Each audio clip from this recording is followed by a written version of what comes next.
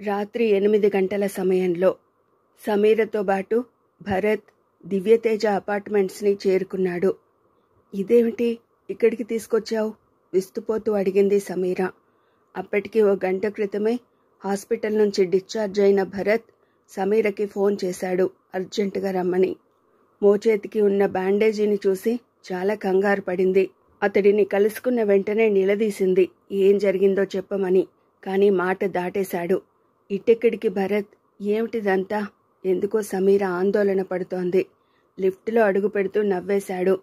పార్కుకి తీసుకువెళ్ళి జరిగింది పూర్తిగా చెప్పేవాన్నే సమీర, కానీ పొదల్లో పాములుంటాయని ఇటు తీసుకొచ్చాను.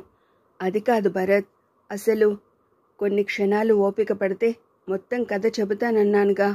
లాలనగా ఆమె చెంపల్ని చేతుల్లోకి తీసుకున్నాడు. అతడి పెదవులు మరేదో అడగబోయిన సమీర నోటికి తాళం వేశాయి. క్షణంలో ఆమె ట్రాన్స్లోకి జారిపోయింది. చాలా ప్రశ్నలకి అతడు అలాగే జవాబు చెబుతాడని సమీరకి తెలియనిది కాదు. కానీ ఈరోజు ఆ జవాబులో పూర్వపు లాలిత్యం లేదు. 4th ఫ్లోర్లో లిఫ్ట్ నుంచి బయటికి వచ్చాక సరాసరి ఫ్లాట్ దాకా నడిచి ఇంటి తాళం తీశాడు. ద్వారం దాటుతూ ఈ ఫ్లాట్ ఎవరిది అంది సన్నగా కంపిస్తూ. ఓ ఫ్రెండ్ది. వాడు మెడికల్ రిప్రజెంటేటివ్ కావడంతో ఎప్పుడూ టూర్స్లోనే ఉంటాడు. ఇందాక హాస్పిటల్కి వచ్చాడు నన్ను చూడాలని. ఈరోజే తను టూర్ వెళ్తున్నానంటే 2 రోజుల పాటు కావాలన్నాను. ఎందుకు? మనం ఉండడానికి. అప్పటికే గడియ పెట్టాడు లోపల నుంచి. 2 రోజులు? సమీర నిశ్చేష్టతగా అడిగింది. మనం ఇందులో ఉంటామా? ఎస్. హఠాత్తుగా భరత్ మొహంలో రంగులు మారాయి. 2 రోజుల పాటు ఈ ఫ్లాట్లో నువ్వు నాతో ఉంటావు. ఒక్క మాటలో చెప్పాలి అంటే మనం ఈ రాత్రికి కాదు, ఈ క్షణంలో శోభనం జరుపుకోబోతున్నాం. సమీర గుండెలు అద్దిరిపడుతున్నాయి. భరత్ జోక్ చేయడం లేదని అతడి రూపమే స్పష్టంగా తెలియచెబుతోంది. భరత్ని ఆమె త్రికరణ శుద్ధిగా ప్రేమించింది. కానీ ఇలాంటి ప్రయత్నం కోసం తనను నమ్మకంగా తీసుకురావడాన్ని గాని అతడి ఉద్దేశాన్ని గాని హర్షించలేకపోతోంది. ఏమైంది భరత్? అసలేమైంది నీకు? గాయం. భరత్ నేత్రాలు రోషాగ్నుల్ని కక్కుతున్నాయి. ఎస్ సమీరా, నీ తండ్రి mister Shivanand, so called business tycoon, ఇప్పుడు నన్ను కడతేర్చే బిజినెస్లో నిమగ్నమై ఉన్నాడు. దాని పర్యవసానమే ఈ గాయం చెప్పాడు జరిగిందంతా. ఒకవేళ సమయానికి నేను రక్షింపబడకపోతే ఈ పాటికి నువ్వు నా శవాన్నే చూసేదానివి సమీరా. ఓ గండాన్ని తప్పించుకున్నాను. నేను ఇక మిగలనని అర్థమైపోయింది. అందుకే నన్ను నేను కాపాడుకోవడానికి నిన్నిలా తీసుకొచ్చాను. నీ తండ్రిని సాధించడానికి ఇప్పుడు నిన్ను అస్త్రంగా వాడుకోబోతున్నాను. ఆమె అవాక్కై వింటోంది. డాడీని నా ద్వారా ఎలా సాధిస్తావు? ఎలా సాధ్యమనుకుంటున్నావు? నిన్నిప్పుడు నేను అనుభవిస్తాను. అదిగో అక్కడ సెట్ చేసిన వీడియో కెమెరాని ఆన్ చేసి ఆ ప్రాసెస్ అంతా రికార్డ్ చేస్తాను. అందులోని కొన్ని ఫ్రేమ్స్ని ఫోటోలుగా తీసి నీ డాడీకి పంపుతాను. నాన్సెన్స్. సమీర గొంతు తడారిపోతోంది. ఇది నాన్సెన్స్ కాదు సమీరా, చాలా సెన్సిటివ్ యాక్ట్. నిజంగా నువ్వు నన్ను ప్రేమిస్తే, నేను నీ జీవిత భాగస్వామిని కావడం ముఖ్యమని నువ్వు అనుకుంటే నాతో సహకరించు. నీకు పిచ్చి పట్టింది భరత్. డాడీని ఇలా సాధించాలి అనుకుంటే నువ్వు మరింత ప్రమాదంలో చిక్కుకుంటావు. నన్ను నిన్ను ఇద్దరిని కాల్చి చంపుతాడు. నీకు తెలీదు భరత్. డాడీ నన్ను ప్రాణంలా చూసుకుంటాడేమో కానీ తన పరపతికి ఇలాంటి మచ్చే నేను తీసుకొచ్చిన నాడు నా ప్రాణము తీస్తాడు. నో, ఆవేశంగా అరిచాడు. ఇదే, సరిగ్గా ఇదొక్కటే మీ డాడీని బలహీనుణ్ణి చేసే ఆయుధం. నువ్వు సహకరించాలి సమీరా. నా ఆవేశం చల్లారాలి అంటే, బ్రతికి బట్ట కట్టాలి అంటే. అప్పటికే ఆమె బట్టల్ని తీసే ప్రయత్నంగా చేత్తో బ్లౌజ్ని అందుకోబోయాడు. పరిగెత్తబోయింది. అదే సమీర చేసిన పొరపాటు. భరత్ చేతికి చిక్కిన బ్లౌజు అంచు నిలువునా చిరిగిపోయింది. 2 చేతుల్ని గుండెలకు అడ్డంగా ఉంచుకోబోయిన ఆమెను అమాంతం పైకెత్తి బెడ్ పైకి విసిరాడు. ప్లీజ్, రొప్పుతోంది సమీర చేతులు జోడిస్తూ. భరత్ వీడియో కెమెరాని ఆన్ చేసి సమీరని చేరుకున్నాడు. ప్రేమించిన వ్యక్తుల్లో ఇలాంటి ఉన్మాదము ఒకటి ఉంటుందని అంతవరకు తెలియని సమీరకు కళ్ళనీళ్ల పర్యంతమవుతోంది. భరత్, నా మాట విను. భరత్ పెదవులు కర్కశంగా కూడా నవ్వగలవని తెలిసిన చివరి క్షణమది. తనను ప్రేమించానని చాలా కబుర్లు చెప్పిన అమ్మాయే ఇలా సహకరించకపోవడంతో ఉక్రోషం, అంతకుమించి ఆ స్థితిలోనూ రెచ్చగొడుతున్న శిల్పం లాంటి సమీర పొంకం. పూర్తిగా నిగ్రహం కోల్పోయిన భరత్ చాచి సమీర చెంపపై కొట్టాడు. 1 కాదు 2 కాదు, సమీర స్పృహ కోల్పోయేదాకా 2 నిమిషాల పాటు నిశ్శబ్దం. ఆ గదిలో గాలి స్తంభించిపోయింది. పసిమి ఛాయతో మెరిసే సమీర చెంపలు ఇప్పుడు చిదికిన కుంకుమ పువ్వుల్లా ఉన్నాయి. భరత్ పెదవులపై విజయ గర్వంగా ఓ నవ్వు. వీడియో కెమెరా నిశ్శబ్దంగా తన విధి నిర్వహిస్తోంది. సరిగ్గా ఇదే సమయంలో అదే ఫ్లోర్లోని మరో ఫ్లాట్లో సిస్టర్ చంప బిడియంగా తలవంచు కూచుంది. డాక్టర్ శేఖరానికి అభిముఖంగా. నల్లగా పొడవుగా ఉన్న డాక్టర్ శేఖర్ హాస్పిటల్లో ఆమెకు బాస్. 2 ఏళ్ల క్రితమే భార్యను పోగొట్టుకున్న అతడు అరగంట క్రితమే ఆమె ఫ్లాట్కి వచ్చాడు. ఎన్నడూ లేనిది. అది కాదు ఆమెను ఆశ్చర్యపరిచింది. ఆమె ఊహించని రీతిలో ఆప్యాయతను వర్షిస్తున్నాడు. ఎస్ మిస్ చంప, మనం ఒకరికొకరం బాగా తెలుసు. పరస్పరం అర్థం చేసుకోవడానికి ఈ మాత్రం కాలం చాలనుకుంటాను. కాబట్టే నువ్వు అంగీకరిస్తావో లేదో అని చాలా రోజులు సంశయించాక ఇన్నాళ్ళకి ధైర్యం చేసి అడగాలని వచ్చాను. Will you marry me? ముందు నమ్మలేకపోయింది. ఆశ్రయం ఇవ్వడానికి భవంతులుండగా ఏ వ్యక్తి పాడుబడిన ఇంటి గోడల మధ్య తలదాచుకోవాలని ప్రయత్నించడు. నాకు జవాబు కావాలి చంప. నేనేదో నీ మీద సానుభూతితో ఇలాంటి అవకాశం తీసుకుంటున్నానని నువ్వు అనుకోనక్కర్లేదు.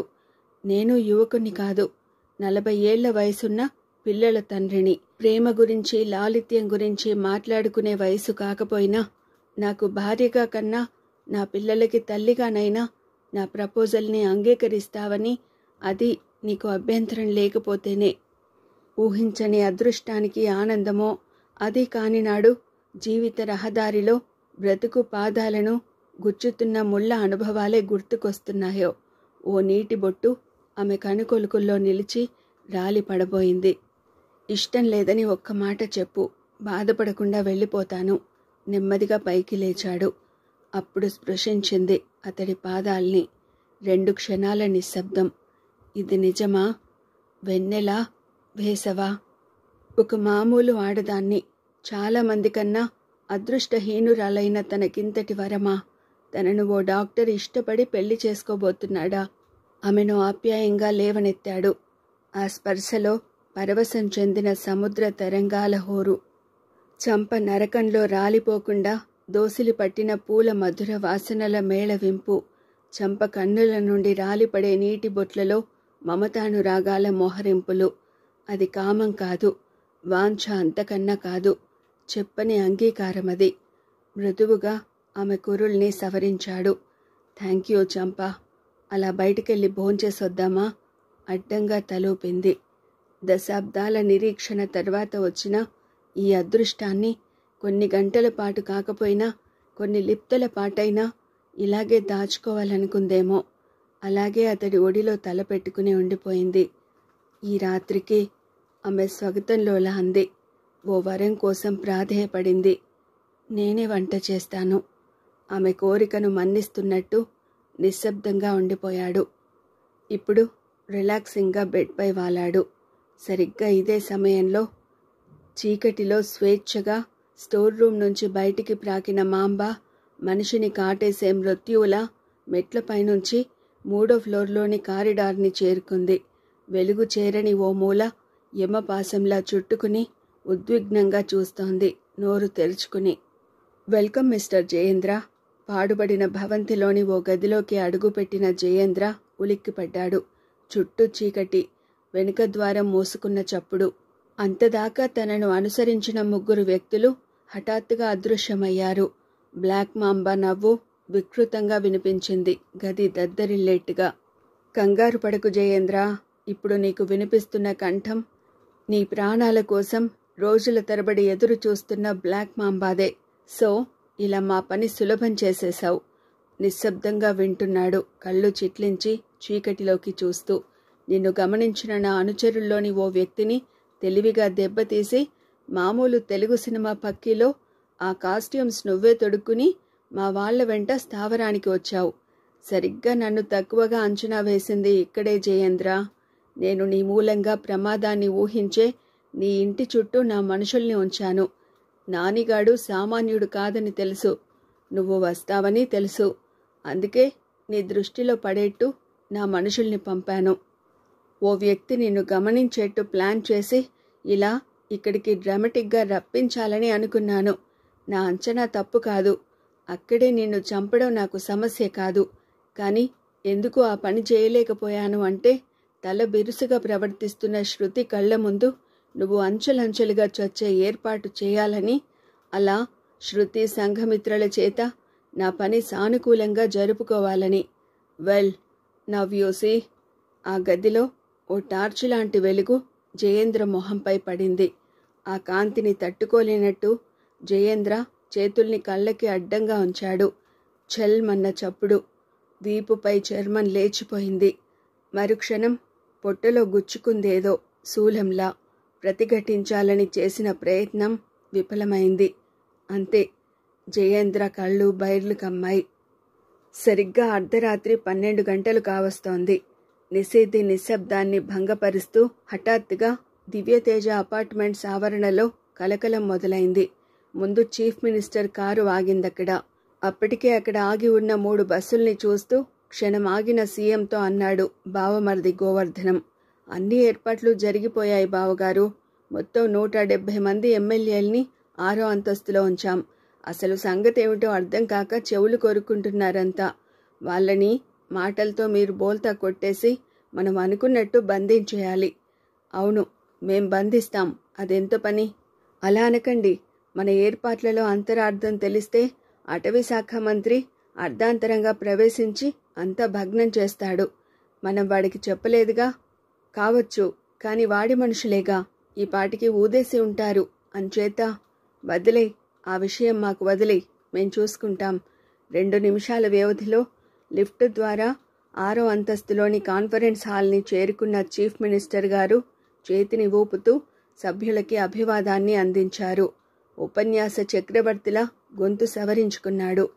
అపార్ట్మెంట్స్కి అభిముఖంగా ఉన్న ఓ భవంతిలో నుంచి చూస్తున్న 5 వ్యక్తులు ఆ అవకాశం కోసమే చూస్తున్నట్టు నెమ్మదిగా ముందుకు కదిలారు. వాళ్లే శృతి ల్యాబొరేటరీని నాశనం చేసి సర్పాలకు స్వేచ్ఛనందించి మొత్తం దివ్యతేజ అపార్ట్మెంట్స్ని ప్రమాదంలోకి నెట్టాలని పంపబడిన బ్లాక్ మాంబా ముఠా. మిత్రులారా, సోదర ప్రజాప్రతినిధుల్లారా, విశాలమైన కాన్ఫరెన్స్ హాల్లో కూర్చున్న ఎమ్మెల్యేలను ఉద్దేశించి సీఎం గారు తన ఉపన్యాసం ప్రారంభించారు. మాకు తెలుసు, మీలో చాలామంది ఈ అర్ధరాత్రి మధ్యల దరువేమిటి అని ఆశ్చర్యపోతున్నారు, అవాక్కై చూస్తున్నారు. మేమది తొలిచూపులోనే గ్రహించాం. ఆ గ్రహించిన దాన్నే ఇలా నొక్కి వక్కానిస్తున్నాం. అయితే ఇక్కడ లక్షల కోట్ల తెలుగు ప్రజల ధన, మాన, ప్రాణాల భద్రతకు ప్రాతినిధ్యం వహిస్తున్న మీకు మేము మరో విషయాన్ని ఉద్ఘాటించదలిచాం. మనది అర్ధరాత్రి స్వతంత్రం. కాబట్టే స్వతంత్రంగా అర్ధరాత్రి సమయంలోనే మిమ్మల్ని ఇలా కలవాలనుకున్నాం. మనది పవిత్ర భారతదేశం, ప్రాచీన సంస్కృతికి నిలయం. మంత్రతంత్రాలకి మాత్రమే కాదు, రాజకీయ తంత్రాలకి ఈ దేశం, ముఖ్యంగా మన రాష్ట్రం పుట్టిల్లు కావడం ముదావహం. క్రమంగా ఆయనలో రోషం ఉద్దీపితమైపోయింది. ప్రజల సమ్మతితో గెలిచిన ఎందరో ప్రతినిధులు ఆదిలో తమ నాయకునిపై అసాధారణమైన నమ్మకాన్ని ప్రకటించడం గాని, అనతి కాలంలోనే స్వార్థపూరిత శక్తుల ప్రాబల్యానికి లోనై అసమ్మతి వర్గంగా రూపుదిద్దుకుని తమ నాయకుడి సీటు కిందకి నీళ్లు తేవడం కానీ మనకి కొత్త కాదు. ఆ నాయకుడు తనను తాను రక్షించుకునే ప్రయత్నంలో మెజారిటీ తనదే అని నిరూపించుకోవాల్సిన స్థితిలో కొన్ని రోజుల పాటు ఎమ్మెల్యేల్ని కిడ్నాప్ చేసి ఓ గోడౌన్లో కానీ మరో రాష్ట్రం ఆతిథ్యంలో కానీ ఉంచడం మనకి తెలియని చరిత్ర కాదు. ఇలా ఎందుకు జరుగుతోంది?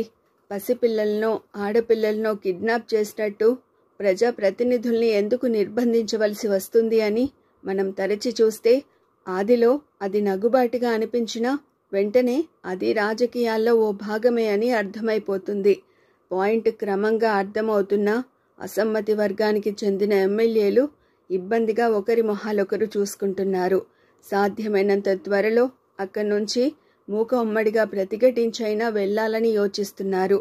సోదరులారా, వారి మొహాల్లోని భావాలను చదివే స్థితిలో లేరు సీఎం గారు. ప్రజా శ్రేయస్సు మీ కర్తవ్యం అయితే పార్టీ నాయకుడిగా ప్రతిష్టని మీ ద్వారా కాపాడుకోవడం మా కర్తవ్యం. కాదని మేమనం, మీరనలేరు అంటే మీకు పుట్టగతులుండవు. అసలు ఈ నాటకమేమిటి? ఓ ఎమ్మెల్యే అరిచాడు ఆవేశంగా. మమ్మల్ని ఇలా నిర్బంధించాలనుకుంటున్నారా? పిచ్చి ప్రశ్న. కలివిడిగా నవ్వారు సీఎం గారు. ఈ పాటికి నా సోదరులైన మీరు గ్రహించే ఉండాలి. మేం మీ నిర్బంధంలో ఉండదలుచుకోలేదు. అందరం వెళ్ళిపోబోతున్నాం. ముందో ఎమ్మెల్యే అన్నాడు. మరుక్షణంలో మరో 10 మంది. ఆనక కాన్ఫరెన్స్ హాల్ అంతా కేకలతో నినాదాలతో నిండిపోయింది. సీఎం జులుం నశించాలి, సీఎం డౌన్ డౌన్, పార్టీ నాయకత్వం మారాలి, మాకు స్వేచ్ఛ కావాలి. ఆ నిశిరాత్రి వేళ అరుపులు ఉరుముల్లా అవి ఆ హాలుని అసెంబ్లీగా మార్చాయి. సరిగ్గా ఆ సమయంలో క్రింది అంతస్తులో గ్లాస్ కేజెస్ భల్లున పగిలిన శబ్దాలు వినిపించాయి. కానీ వీరావేశంతో ఉన్న ప్రజానాయకులు ఆ చిన్న విషయాన్ని పట్టించుకోలేదు. తోపులాట, తొక్కిసలాట. బయటపడాలనుకున్న ఎమ్మెల్యేలపై హఠాత్తుగా కొందరు గూండాలు విరుచుకుపడ్డారు. అంతవరకు కారిడార్లో ఇలాంటి ఏర్పాటు కోసమే సిద్ధంగా ఉన్న గూండాలు మీద పడుతుంటే ముందు తొట్రుపడ్డారు. పూర్వాశ్రమంలో గూండాలుగా అనుభవం ఉన్న కొందరు ఎమ్మెల్యేలు పోరాటానికి సిద్ధపడ్డారు. ఎవరు ఎవరిని కొడుతున్నారో, బందుల దొడ్డిలాంటి ఆ కాన్ఫరెన్స్ హాల్లో ఎవరిపై పడుతున్నారో చాలాసేపటిదాకా ఓ మూల నిలబడ్డ గోవర్ధనానికి అర్థం కాలేదు. మరింత మార్బలాన్ని రంగంలోకి దించాల్సింది బామ్మర్ది గారు. గూండాల బలం క్రమంగా సన్నగిల్లుతున్నట్టు మాకు అర్థమవుతోంది. గోవర్ధనం వెనుక నక్కిన సీఎం గారు కంగారుగా అన్నారు. ప్రజా సమస్యలపై పోరాడడం తెలియకపోయినా ప్రస్తుతం గూండాలతో గట్టిగానే ఢీకొంటున్నారు. దీనికంతటికీ ముఖ్య కారణం మీరు బావగారు, గోవర్ధనం ఉక్రోషంగా అన్నాడు. మేమా? అదెట్లు? అవును సార్, అప్పుడు టికెట్స్ ఇచ్చేటప్పుడు అందరూ గూండాగాళ్ళండి అని నేను చెబితే మీరు విన్నారా? శాంతి భద్రతలు కాపాడడంలో పోలీసుల కన్నా గూండాలే మిన్నా అంటూ నా నోరు మోయించారు. చూడండి అక్కడ. మరేదో చెప్పబోయిన గోవర్ధనం నోరు అలా తెరుచుకొని ఉండిపోయింది. అక్కడ పోరాటం అప్పటికే తారాస్థాయికి చేరుకున్నందుకు కాదు, పోరాడుతున్న ఎమ్మెల్యేల వేగం ఒడుపు చూసి కాదు. విద్యుత్ దీపాల కాంతిలో కారిడార్లో నుంచి కొన్ని విషసర్పాలు ప్రాకుతూ వస్తున్నాయి. 1, 2 కాదు, పుట్టలో నుంచి బయటపడ్డ చీమల్లా సంఖ్యంతో తెలియనంతగా చాలా చాలా పాములు అటుగా వస్తున్నాయి. అది కాదు గోవర్ధనం గుండెలు అదరడానికి కారణం. అప్పటికే చాలా విషసర్పాలు కాన్ఫరెన్స్ హాల్లో ప్రవేశించాయి. పాములు, విషసర్పాలు. ఈసారి అరిచింది గోవర్ధనం కాదు, స్వయంగా ముఖ్యమంత్రి గారే కేక పెట్టారు. ఆ కేక రోకలిపోటులా పోరాడుతున్న ప్రతి ఎమ్మెల్యేని చేరుకుంది. అంతే, విషయాన్ని గ్రహించిన ఓ ఎమ్మెల్యే సాహసం చేసి ద్వారం మూసే ప్రయత్నం చేస్తుండగా ముందు తేరుకున్న గోవర్ధనం టేబుల్పై ఉన్న ఫోన్ని చేరుకున్నాడు. కంగారుగా డయల్ చేశాడు. కొంప మునిగింది డీజీపీ గారు, చెప్పుకుపోతున్నాడు సర్ప ప్రవేశం గురించి. అప్పటికే ప్రాణాలు అరచేత పట్టుకున్న ఎమ్మెల్యేలు కాళ్లలో కదిలే పాముల బారి నుంచి తప్పించుకోవాలని కంగారుగా కాన్ఫరెన్స్ హాల్ గోడ కిటికీలపై ఎక్కే ప్రయత్నం చేస్తున్నారు. ఇప్పుడు వర్గాలు విచక్షణలు లేవు. ఆ క్షణం తమ పరపతి సంగతి అస్సలు గుర్తుకు రావడం లేదు. తోసుకుంటూ రాసుకుంటూ ఒకరి భుజాలపై మరొకరు కాళ్లు పెడుతూ చిన్నప్పటి కోతి కొమ్మచ్చులాటలా చాలా హైరాణ పడిపోతున్నారు. పాములు, పాములు, ఎటు చూసినా పాములు. అమ్మా! ఆర్తనాదం వినిపించింది ఓ మూల నుంచి. అక్కడ పడగ విప్పిన త్రాచు నేలపై పడ్డ వ్యక్తిని మరోసారి కసిగా కాటు వేసింది. ఎందుకిలా జరుగుతోంది అని నేను నిలదీయడం లేదండి, మిమ్మల్ని ఆలోచించమంటున్నాను. సబిత నిర్లిప్తంగా అడుగుతుంటే కిటికీ దగ్గర నిలబడ్డ ప్రసన్న బయట చీకటిలోకి చూస్తున్నాడు. అసలు లల్లి ప్రస్తుత మానసిక స్థితిని మీరు అర్థం చేసుకోరేం. సెలవు పెడతానన్నారు, కొన్ని రోజుల పాటు ఎక్కడికైనా తీసుకువెళతానన్నారు. దాని మనసులో మీ మీద పేరుకున్న ఎలాంటి భావాన్నైనా చెరిపేయడానికి సాయశక్తులా ప్రయత్నిస్తానన్నారు. గుర్తుంది సబిత. ఇక నిభాయించుకోలేకపోయాడు. కానీ నా ఉద్యోగం, ప్రస్తుతం నేను ఎదుర్కొంటున్న పరిస్థితులు. చాలు డీసీపీ ప్రసన్న గారు, దేశంలో మీరొక్కరే పోలీస్ ఆఫీసర్ అయినట్టు మాట్లాడతారేం? సబితలో ఈ మధ్య కాలంలో వచ్చిన మార్పది. పూర్వం భక్తి మాత్రమే ప్రేమగా వ్యక్తం చేసే సబిత ఇప్పుడు తనంటే భయపడుతుంది. ఆ భయంలో చిత్రమైన మొండితనాన్ని ప్రదర్శిస్తోంది. మీకు మా అవసరమే అంతగా లేని నాడు ఓ పని చేయండి, నిక్కచ్చిగా అంది. భావరహితంగా చూశాడు. కొన్నాళ్ల పాటో కానినాడు కొన్నేళ్ల పాటో నన్ను లల్లిని మా పుట్టింటికి పంపేయండి. ఒకనాడు పుట్టింటికి వెళ్ళమంటే ససేమిరా వీలు కాదనేది. అలసిపోయి వచ్చిన మీకు ఆ మాత్రం తోడు లేని నాడు నా బ్రతుక్కి అర్థమేమిటి అంటూ కళ్ళల్లోకి చూస్తూ తన ఆరాధనని వ్యక్తం చేసేది. ఇంత నేను వాగుతున్నా మీరు మాట్లాడరేం? అలాగే పంపుతాను సబిత. రేపు దాని పుట్టినరోజు ఫంక్షన్ కానీ అవుతుందంటారా? ఎందుకలా అనుమానం వ్యక్తం చేస్తున్నావు? క్రమంగా అతడిలో సహనం నశించిపోతోంది. మీరు చాలా సిన్సియర్ పోలీస్ ఆఫీసర్ కదండి. కూతురి ఆనందానికి మించి మీ విధి నిర్వహణని ఇష్టపడే వ్యక్తిగా అనుకోని పరిస్థితులు ఎదురైతే ఈ ప్రశ్నకు అతడు జవాబు చెప్పలేకపోయాడు. సబిత ఉక్రోషంగా ఆ మాట అన్నా అందులో 100 పాళ్ల నిజం ఉంది. నిజమే. నిర్మోహమాటంగా వాస్తవాన్ని అంగీకరించాడు. ఎస్, నువ్వన్నది ఎందుకైనా అది నిజంగా నిజమే సబిత. అన్ని ఉద్యోగాల్లా ఒక టైం అంటూ లేని బాధ్యత మాది. ఒక్కోమారు రౌండ్ ది క్లాక్ పనిచేయాల్సి రావచ్చు. నిద్రాహారాలు సైతం మర్చిపోవలసిన క్షణాలు ఉండొచ్చు. అలా అని ఆ సమయంలో సైతం భార్యాబిడ్డలు గుర్తురారని కాదు సబిత, బాధని దిగమింగుకుంటూ అన్నాడు. నేను నిజాయితీ గల పోలీస్ ఆఫీసర్ని మాత్రమే కాదు, బాధ్యత గల భర్తని, తండ్రిని కూడా. రెండో దానికన్నా మొదటిది నిజం. మీరు నిజాయితీ గల పోలీస్ ఆఫీసర్. ఎంత నిజాయితీ పరులు అంటే ఒక బాధ్యత కోసం కన్నబిడ్డని కర్కోటకుడైన ప్రత్యర్థికి అప్పచెప్పగలరు. ఆ విధంగా చరిత్రలో మీ పేరు. సబిత ఉద్విగ్నతని నొక్కిపెట్టుకుంటూ అన్నాడు. తనను చాలా అర్థం చేసుకున్న మనిషే ఇప్పుడు ఇలా సర్కాస్టిక్గా మాట్లాడుతుంటే మనసు మెలిపెడుతున్నట్టుగా ఉంది. జరిగిన ఒక సంఘటన పదే పదే గుర్తు చేసుకుంటూ నిన్ను నువ్వే కాదు నన్ను బాధ పెడుతున్నావు. సబిత, నేను కసాయవాణ్ణి కాదు, కన్న తండ్రిని. నేను రక్షించాల్సింది మిమ్మల్ని మాత్రమే కాదు, నా ధర్మాన్ని కూడా.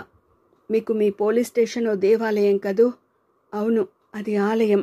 అక్కడికి పీడితులే కాదు, పీడించేవాళ్ళు దైవ దర్శనం కోసం వస్తుంటారు. చట్టాన్ని దైవ శాసనంగా భావిస్తూ శక్తి వంచన లేకుండా న్యాయం చేయడం నా ధర్మం. ఎందుకో తెలుసా?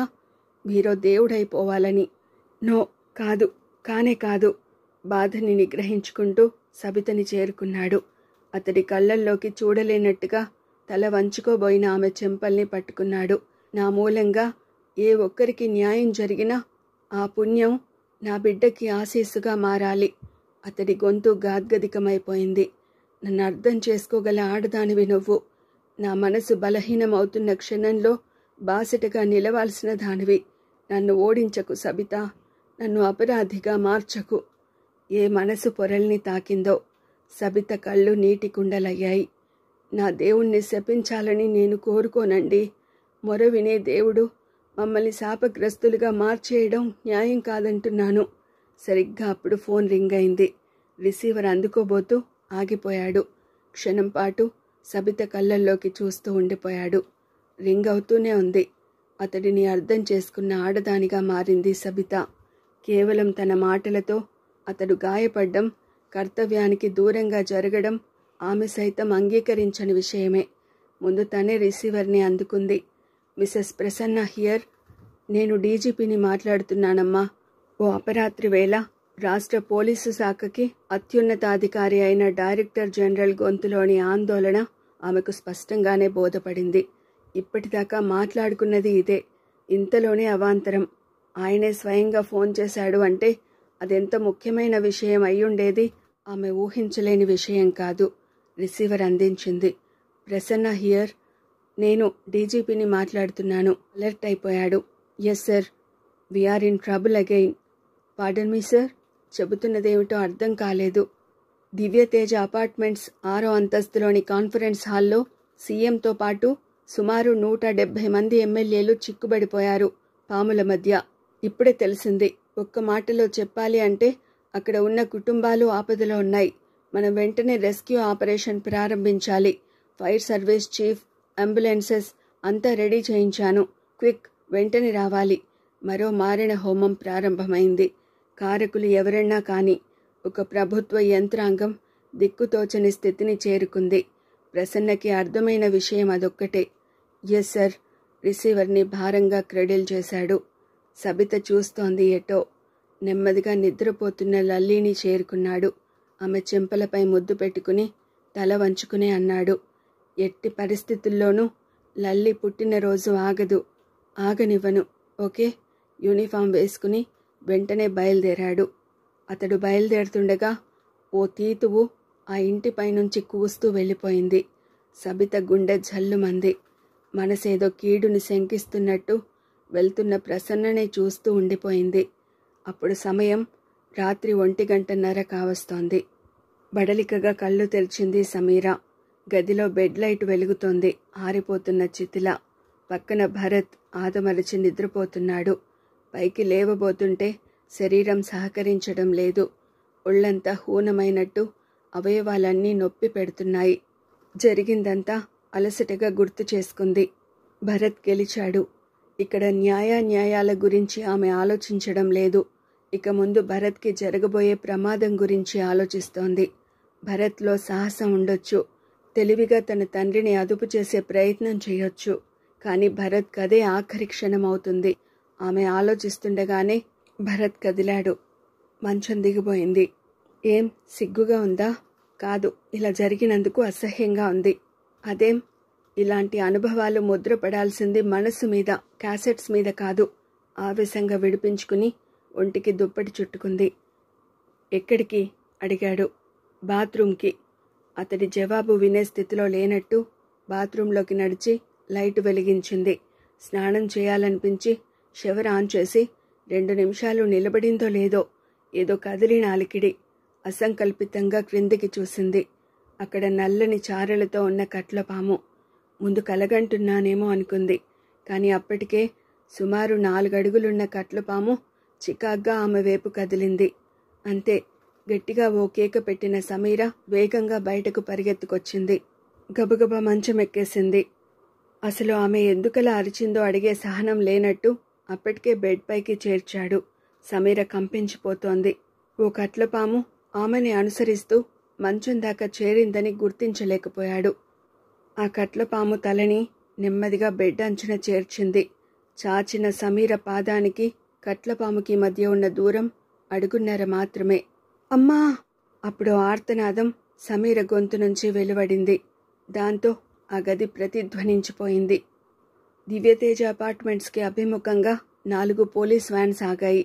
ముందు 3 నక్షత్రాలున్న ప్రభుత్వ వాహనంలో నుంచి దిగాడు డీజీపీ.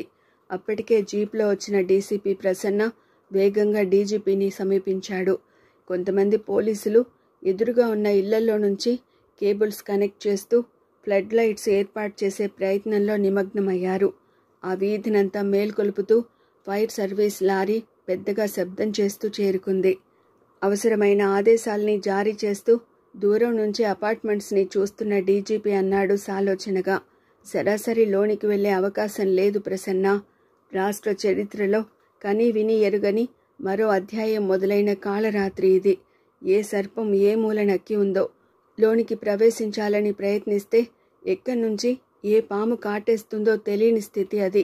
మరో విచిత్రం ఏమిటంటే చాలా ఫ్లాట్స్లో లైట్లు వెలగడం లేదంటే సర్పాలు చుట్టుముట్టినట్టు చాలా కుటుంబాలకి తెలీదు. పైన 6వ అంతస్తులో లైట్లు కనిపించాయి. అదే రాష్ట్ర ముఖ్యమంత్రి తన అనుచరులతో బందీగా ఉన్న కాన్ఫరెన్స్ హాల్. ఇప్పుడు ఎలా ప్రొసీడ్ అవ్వమంటారు? ప్రసన్న అడిగాడు. ముందు ఫ్లడ్ లైట్స్ ఉపయోగించి అపార్ట్మెంట్ ఆవరణం వెలుగుతో నింపాలి. అలా లోనికి వెళ్లే మార్గం చూడాలి.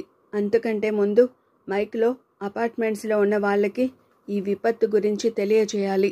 ఎవరూ హడావుడిగా తలుపులు తెరవడం గాని బయటికి పరిగెత్తడం గాని చేయకూడదు. ఓ క్షణం ఆగాడు. స్నేక్ స్క్వాడ్కి కబురందిందిగా. ఇప్పుడు ముఖ్యమంత్రిని, అది 6వ అంతస్తులో ఉన్నవాణ్ణి రప్పించడమెలా? అసహనంగా పిడికిళ్లను బిగించాడు. అసలు ఇన్ని పాముల్ని ఎలా వదిలిపెట్టి ఉంటారు? ఎక్కడి నుంచి వచ్చాయి? ఒకవేళ బ్లాక్ మాంబా సీఎం మీటింగ్ గురించి ముందే తెలుసుకున్నాడా?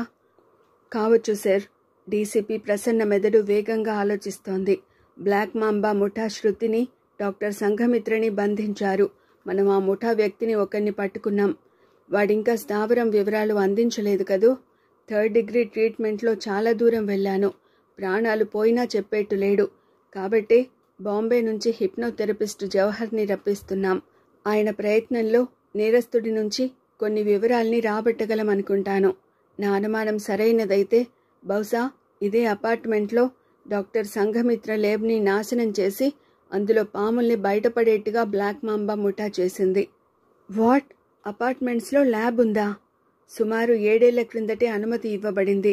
డీజీపీ దృష్టి సరిగ్గా 6వ ఫ్లోర్ పైనే కేంద్రీకరించబడి ఉంది. మన లక్ష్యం కేవలం సీఎంని రక్షించడం మాత్రమే కాదు. అఫ్కోర్స్ ఏ విషయాన్నైనా సూటిగా చెప్పగల ప్రసన్న గురించి అతడికి తెలుసు. అందుకని ముందు మనం టెలిఫోన్ డిపార్ట్మెంట్ ద్వారా ఈ అపార్ట్మెంట్లో ఎవరెవరికి ఫోన్స్ ఉన్నాయో తెలుసుకుందాం. వెంటనే ఫోన్ చేసి వాళ్ళని నిద్రలేపి జరిగింది చెబుదాం. వాళ్ళు మాట్లాడుకుంటూ ఉండగానే ఉస్మానియా నుంచి 4 అంబులెన్సులు వచ్చి ఆగాయి. ఒకవేళ వెంటనే అవసరం ఏర్పడితే అటెండ్ కావడానికి వీలుగా యాంటీవీనం సీరం ఇంజెక్షన్స్తో 6 డాక్టర్లు వచ్చారు. నమస్తే సార్, నా పేరు పాముల నారాయణ. ప్రసన్న అర్థం కానట్టు చూశాడు. నేను ఈ రాష్ట్రంలో చాలా పేరున్న పాముల మంత్రగాన్ని. మీ డిపార్ట్మెంట్లో నా ఫోన్ నంబర్ ఉంది. ఒక మీ డిపార్ట్మెంట్లోనే ఏమిటి, డైరెక్టరీలోనే ఉంది. అద్భుతమైన నమ్మకాన్ని ప్రదర్శిస్తున్నాడు. నాకు తెలుసు మీ సైన్స్ ఈ మంత్రగాడి తత్తంగాన్ని ఒప్పుకోదని.